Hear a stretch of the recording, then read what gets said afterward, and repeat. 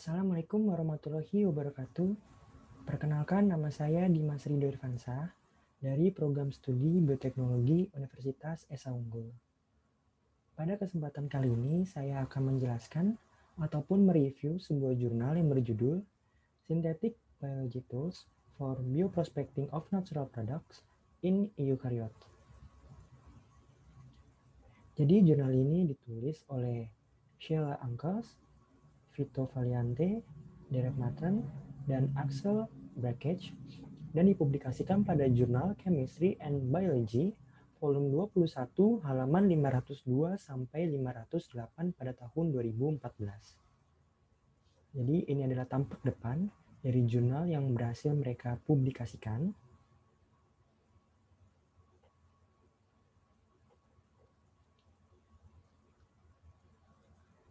Kita awali dari introduction, di mana synthetic biology ataupun biosintetik ini merupakan teknik untuk memodifikasi jalur metabolisme dari satu organisme menggunakan DNA rekombinan. Sintetik biologi ini telah menyebabkan semakin berhasilnya manipulasi jalur biokimia. Namun, pada bakteri maupun yeast memiliki kekurangan karena mereka tidak mempunyai ataupun tidak efisien memproses gen yang mengandung intron. Jadi seperti yang kita ketahui bahwa pada bakteri maupun eukariotik tingkat rendah seperti yeast, mereka ini tidak memiliki intron dan bisa dikatakan organel dalam tubuh mereka ini tidak terlalu kompleks ya, seperti pada eukariot tingkat tinggi. Hal inilah yang menyebabkan mereka kesulitan dalam membuat konstruksi jalur untuk ekspresi dalam inang. Natural product sendiri, atau juga disebut sebagai metabolit sekunder, seringkali memiliki struktur kimia baru dan tidak biasa yang dapat bermanfaat bagi manusia. Jamur berfilamen seperti Aspergillus nidulans merupakan produsen produk alami, bersifat a priori dan cenderung mengandung gen asisten yang tidak terlibat langsung dalam biosintesis. Jadi walaupun jamur ini kaya akan senyawa bioaktif di mana umumnya ini memiliki 25 sampai 70 jalur metabolit sekunder, tetapi sebagian besar jalur tersebut masih belum diketahui atau belum teridentifikasi aktivitasnya. Kesulitan teknis utama dalam transfer gen inang ke jamur adalah gen non-ribosomal peptide sintetase ataupun NRPS dan poliketida sintase atau PKS ini seringkali masif. Padahal keduanya ini merupakan enzim biosintesis penting dalam biosintesis metabolit sekunder dalam jamur. Akibat sering masif menyebabkan kesulitan cloning dan transfer gen dengan cara konvensional. Untuk itu kita memerlukan metode khusus yang dapat mengatasi permasalahan tersebut. Peptida 2A virus sebagai alat sintetik telah terbukti mempromosikan pembelahan kontranslasi mRNA polisistronik eukariotik. Jadi mRNA polisistronik ini merupakan mRNA yang dapat menyandi lebih dari satu protein. Nah, peptida 2A virus ini memberikan kesempatan untuk mengekspresikan jalur kompleks dalam inang eukariotik heterolog secara polisistronik, sehingga dapat menghindari kelemahan-kelemahan teknis yang ada sebelumnya. Jadi dalam penelitian ini menjelaskan bagaimana seluruh jalur biosintesis penisilin dapat diekspresikan dalam inang heterolog. Metode ini memanfaatkan kombinasi dari peningkatan teknologi cloning in vivo yeast, generasi mRNA polisistronik untuk gen cluster yang diteliti, dan juga menggunakan inang jamur yang mudah dimanipulasi, yaitu Aspergillus nidulans. Selanjutnya dari eksperimental prosedur ataupun prosedur penelitian, yang pertama kita mempersiapkan dulu strain mikrobanya. Jadi Aspergillus nidulans, strain SAA248, dan strain 0760 tipe liar yang berkaitan dengan produksi penisilin kita gunakan. Gen biosintesis penisilin dari Penicillium chrysogenum strain WIS 54125 kita gunakan sebagai sumber ekspresi pada Aspergillus nidulans. Yang terakhir, untuk rekombinasi in vivo dalam pembuatan konstruksi gen digunakan strain Saccharomyces cerevisiae BY4741. Selanjutnya, kita melakukan pembuatan konstruksi gen. Jadi prosedur ini kita lakukan untuk mendapatkan konstruksi polisistronik yang mengandung seluruh penisilin cluster biosintetik atau PCB. Jadi sebelumnya kita mengenal istilah biosintetik gain cluster atau BCG. Jadi BCG ini merupakan kumpulan gen yang berperan dalam biosintesis suatu metabolit sekunder. Nah, pada Penicillium chrysogenum ini dikenal penicillin cluster biosintetik, di mana PCB ini memiliki 3 gen cluster utama, yaitu ada PCB-AB, kemudian ada PCB-C, dan juga PNDE. Nantinya ketiga gen ini akan kita ekspresikan dalam Aspergillus nidulans. Jadi terdapat 3 tahapan klonik dalam konstruksi gen. Mungkin lebih mudah untuk memahami gambar berikut ini. Ini adalah gambar representasi ya dari skematis cloning atau tahapan cloning yang dilakukan untuk menyiapkan cluster dari PCB tadi pada suatu plasmid rekombinan. Jadi kalau kita lihat di sini pada langkah pertama promotor seal, ini terdapat promotor seal, kemudian juga ada gen resistansi genetisin, dan ada juga gen penanda arginin B ya dari Aspergillus nidulans. Ini kita masukkan ke dalam plasmid PYES2. Jadi ketiga fragmen ini kita sisipkan ya, atau kita masukkan dalam plasmid PYES2.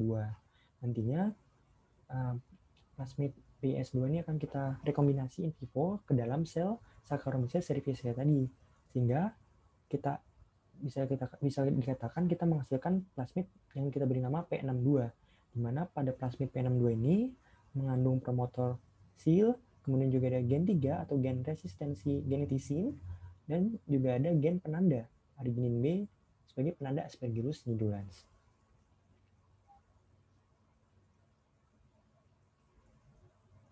Nah, pada langkah kedua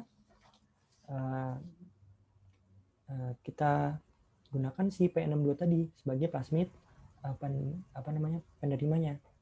Jadi pada langkah ini sebelumnya kita membuat biologi sintetik ya, atau fragmen biosintetik di mana mengandung peptida 2A virus. Ini ada peptida 2A virus pertama, kemudian juga ada peptida 2 virus kedua, dan kita juga menggunakan gen PCBC, ini merupakan gen biosintesis ya, biosintesis cluster dari penicillium, dan juga gen PNDE. Nah, gen PNDE ini kita tandai juga dengan F5 epitope tag atau tag F5 epitope ya. Dan juga kita berikan terminator TRPC. Ini sebagai terminatornya. Jadi sebelumnya sudah ada promotor, kita berikan juga terminatornya di sini TRPC. Nah, sementara untuk PCB-AB ini kita potong terlebih dahulu menggunakan enzim restriksi PME1. Nantinya PCB-AB ini akan kita masukkan pada langkah yang ketiga. Jadi fragmen ini yang telah kita sintesis dalam software biomatik, selanjutnya kita lakukan PCR reaction, dan selanjutnya baru kita masukkan ke dalam plasmid P62 tadi yang pada langkah pertama. Sehingga nantinya akan kita rekomendasi in vivo kembali dalam sel Saccharomyces cerevisiae, sehingga diberi nama plasmid P112, di mana pada plasmid ini mengandung promotor seal, kemudian juga gen PCBC, gen PNDE yang bertanda tag F5 epitope, dan juga ada gen genetisin, dan juga ada gen penanda arginin B. Dan pada langkah ketiga,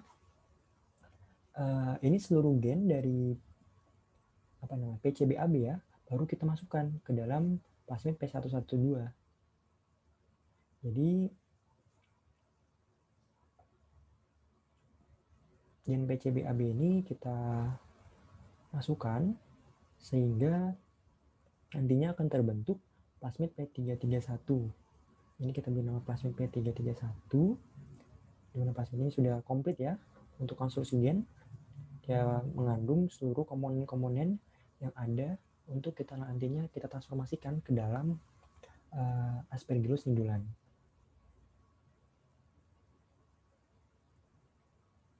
Nah, selanjutnya ada transformasi jamur.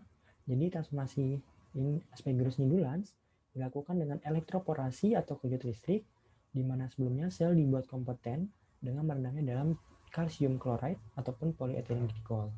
Nantinya pembelian transforman didasarkan pada prototrofi arginin. Jadi kan sebelumnya kita dalam plasmid itu kita berikan gen penanda ya, arginin B. Nah, jadi kita lihat nih transforman mana yang dapat menghasilkan senyawa arginin. Jadi arginin ini merupakan salah satu asam amino ya yang dihasilkan dari Aspergillus nidolan. Kita lihat transforman mana yang berhasil menghasilkan arginin. Selanjutnya ada Southern blot dan Northern blots. Jadi untuk analisis Southern blot, ini kultur ditumbuhkan selama 24 jam pada suhu 27 derajat Celcius dalam Aspergillus minima medium atau MM cair yang mengandung 1% glukosa. Nantinya DNA diisolasi menggunakan master pure yeast DNA purification kit. Sementara untuk analisis Northern blot, kultur ini ditumbuhkan selama 24 jam pada suhu 27 derajat Celcius dalam AMM cair yang mengandung 1% glukosa dan silosa. Kemudian total RNA-nya nanti diisolasi menggunakan Gen Matrix Universal RNA Purification Kit. Selanjutnya kita melakukan pelabelan probe, hibridisasi, dan deteksi. Itu masing-masing menggunakan DAG labeling mix, kemudian DAG isi hub, dan kit siap pakai CDP star untuk pengukuran Southern blot dan Northern blots. Kemudian untuk analisis produksi protein, jadi untuk deteksi imunologi, biakan ini ditumbuhkan selama 48 jam pada suhu 27 derajat Celcius dalam AMM cair yang mengandung 5 milimolar amonium tartrat dan 1% glukosa atau 2% silosa. Jadi sekitar 100 mg berat basah yang ditekan dari miseliumnya kita tumbuk dalam nitrogen cair dan bubuk halusnya tuh kita suspensikan dalam 500 mikrolit buffer ekstraksi.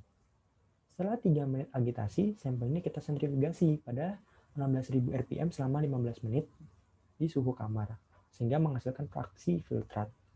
Nantinya konsentrasi protein ini kita tentukan menggunakan uji Bradford dengan BSA sebagai standar. Dan sampel protein sebanyak 1,5 mikrogram kita jalankan pada gel NuPage 4-12% yang dioleskan ke membran immobilon P. Nantinya protein ini deteksi menggunakan V5 specific host radius peroxidase atau HRP conjugate antibody dan immobilon western chemiluminescence HRP substrat, atau bisa dikatakan kita menggunakan western blot untuk mendeteksi protein tersebut.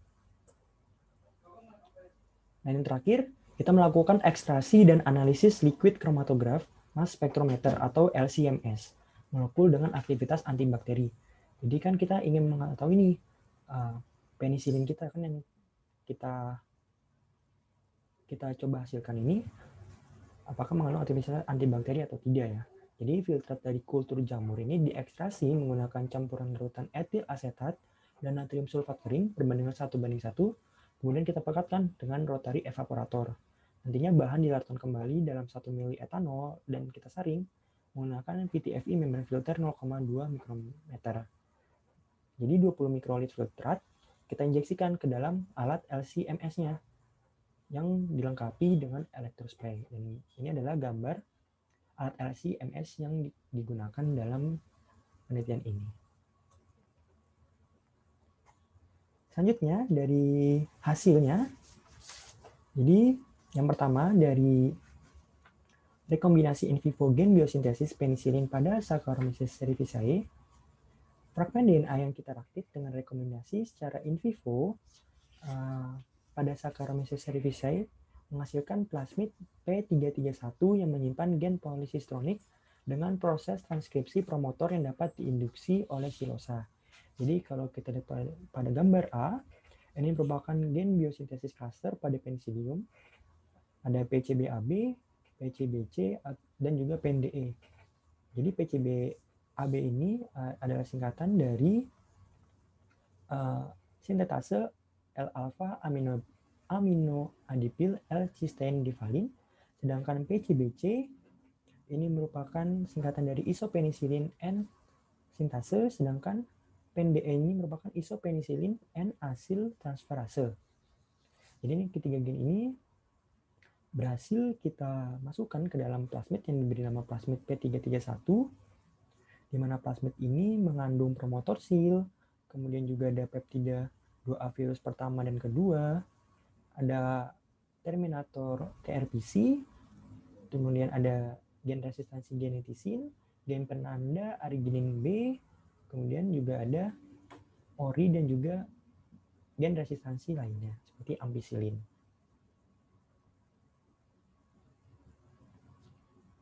Kemudian dari hasil ekspresi heterolog biosintesis gen cluster penicillin polycistronic sintetis pada Aspergillus nidulans.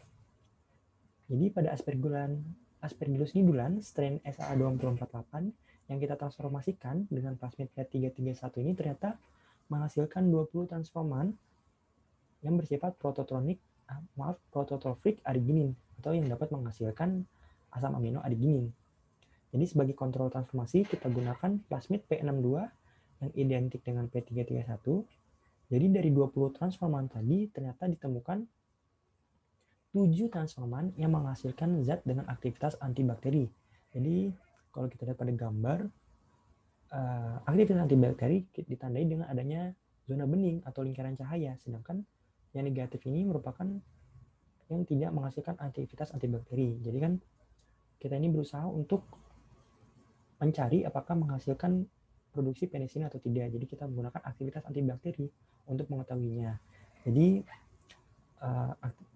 percobaan ini dilakukan pada medium agar AMM ya, pada suhu 20 derajat Celcius yang mengandung 2% silosa dan 5 milimolar amonium tartrat. Dari 7 transforman tadi yang menunjukkan aktivitas antibakteri, kemudian kita murnikan menjadi koloni tunggal dan kita analisis lebih lanjut dengan menumbuhkannya dalam AMM yang baru. Jadi 5 strain transforman penghasilan aktivitas antibakteri berhasil diidentifikasi. Jadi ada strain 331T1, 331T3, 331T12, 331T25, dan 331T26. Dari 5 transforman ini terdapat 2 transforman yaitu 331T3 dan 331T25 yang menunjukkan aktivitas antibakteri yang lebih tinggi daripada ketiga transforman lainnya. Untuk itu, 2 transforman ini kita analisis lebih lanjut.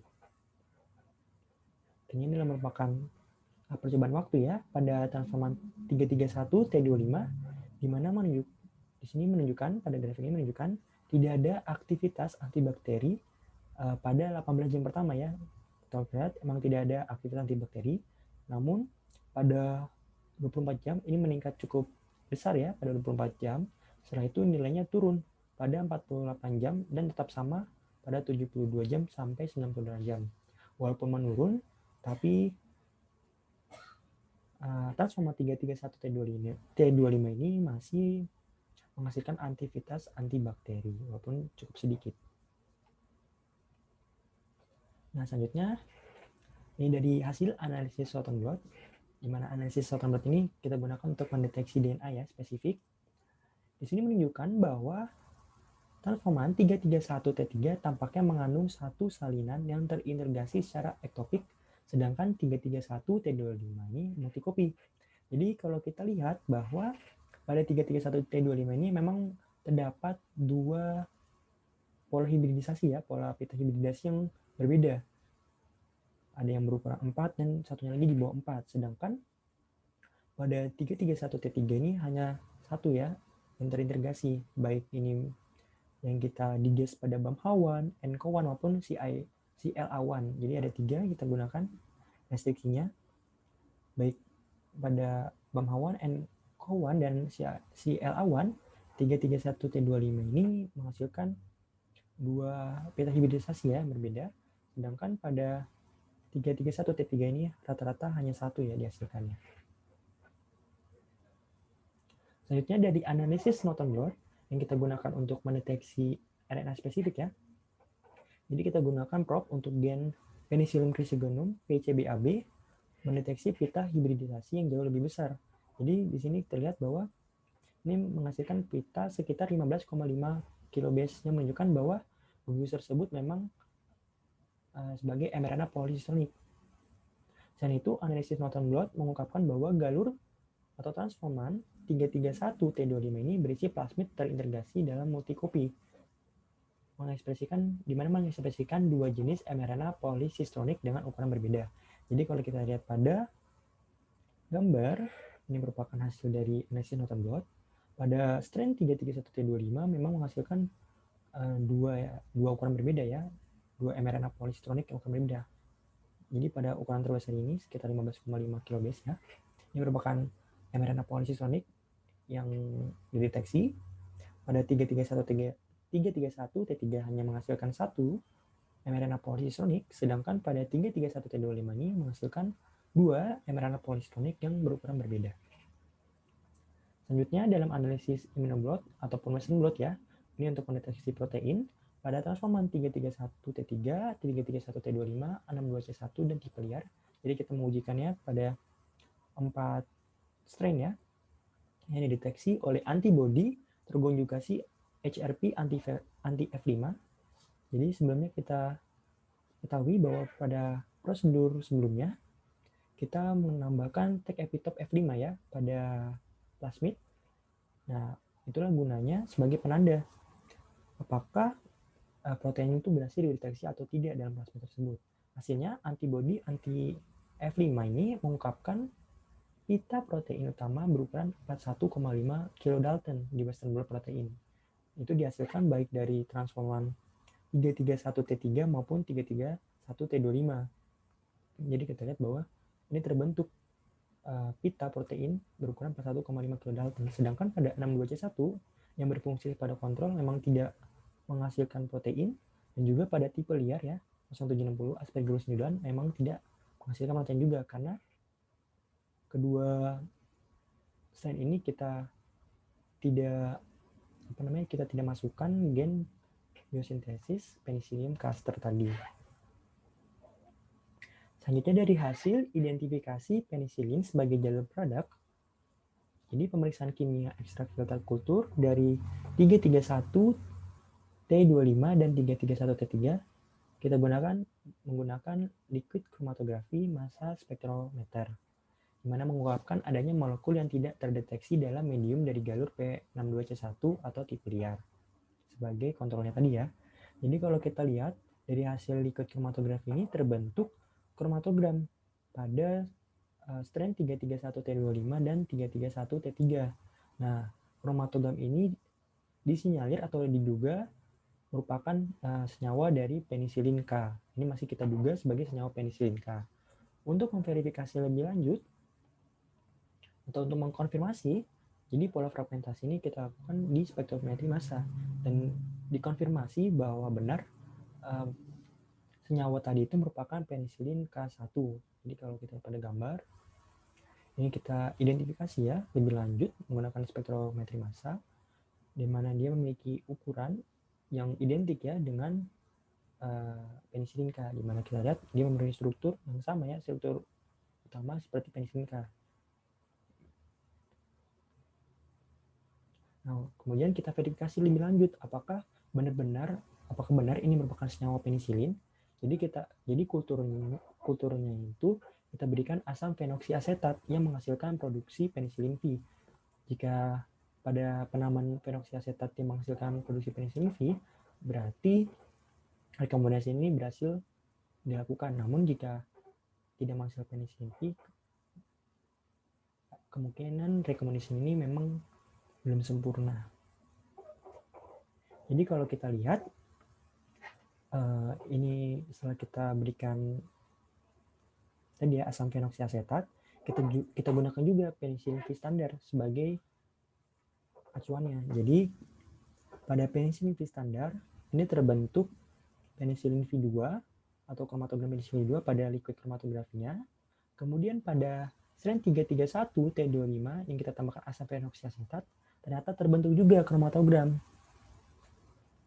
Sedangkan pada strain 331T25 yang tidak kita berikan asam fenoksiasetat dan juga Aspergillus nidoan 0760 dan juga kontrol 62C1, ini tidak terbentuk asam fenoksiasetat karena memang ini tidak diberikan asam fenoksiasetat ya ketiganya ini.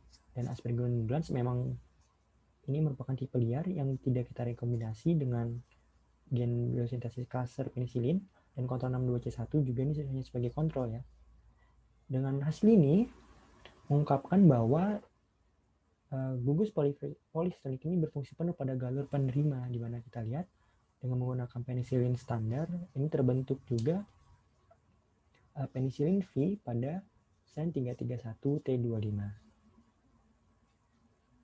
Sementara dari hasil jumlah produksi penisilin yang pada strain 331T3, 331T25 yang kita bandingkan dengan tipe liar dan juga kontrol 62C1, di sini transforman 331T3 dan 331T25 ini menghasilkan lebih banyak penisilin daripada tipe liar yang mengekspresikan gugus gen biosintesis penisilin endogen. Sebaliknya pada galur transforman, silosa ini menginduksi ekspresi cluster gen biosintesis penisilin heterolog dan hanya dalam kondisi inilah penisilin dapat deteksi. Jadi kalau kita lihat pada tabel, ini merupakan sumber karbonnya ya, ada laktosa, kemudian ada laktosa dan silosa. Ini ada strain yang digunakan, ada tipe liar, di mana pada tipe liar ini menghasilkan penisilin V berukuran sekitar 239 nanogram per mili. Dan pada tipe liar dengan sumber karbon laktosa dan silosa ini tidak menghasilkan penisilin V. Kemudian pada kontrol 62C1 memang ini seharusnya memang tidak menghasilkan penisilin V. Kemudian pada strain 331T3 seperti yang dijelaskan bahwa ini memproduksi penisilin ketika adanya silosa, adanya induksi silosa dalam karbonnya, di mana dihasilkan 281 nanogram per mili jumlah produksi penisilin V, sedangkan pada strain 331T25 ini menghasilkan 687 yang paling tinggi. Jadi bisa dikatakan strain 331T3 dan 331T25 ini menghasilkan penisilin lebih banyak dari tipe liarnya ya, yang mengekspresikan gugus gen biosintesis penisilin endogen.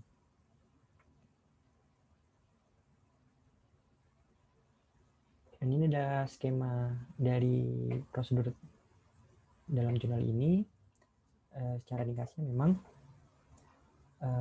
ini adalah merupakan gen ataupun sel dari Penicillium chrysogenum, di mana mengandung gen biosintetik gen cluster ya, ada PNDE, PCBC, dan PCBAB. Gen-gen ini kita coba rekombinasi ke dalam sel Saccharomyces cerevisiae, di mana sudah kita tambahkan juga promotor sil, kemudian peptida 2A virus. Nantinya kita coba rekombinasi lagi ataupun kita transformasikan ya, ini ke dalam Aspergillus nidulans. Nah, ternyata di dalam Aspergillus nidulans ini terbentuk mRNA polisistronic. Nah, mRNA polisistronic ini dapat menghasilkan lebih dari satu peptida ya. Bisa kita lihat ada AT, IPNS, dan ACVS, di mana ketiganya ini berperan penting dalam produksi penisilin K. Dengan demikian, penisilin K terbukti dihasilkan sebagai produk dari jalur rekayasa ini. Hasil ini pun menunjukkan bahwa Aspergillus nidulans menyajikan inang yang sesuai untuk ekspresi jalur metabolit sekunder eukariotik heterolog, serta mampu menampung dan memproses transkrip baru. Kesimpulannya, dalam penelitian ini menunjukkan bahwa kombinasi peningkatan alat sintetik biologi, yaitu cloning in vivo yeast, dapat mengekspresikan jalur biosintesis untuk produk alami yang kompleks dalam inang eukariotik heterolog.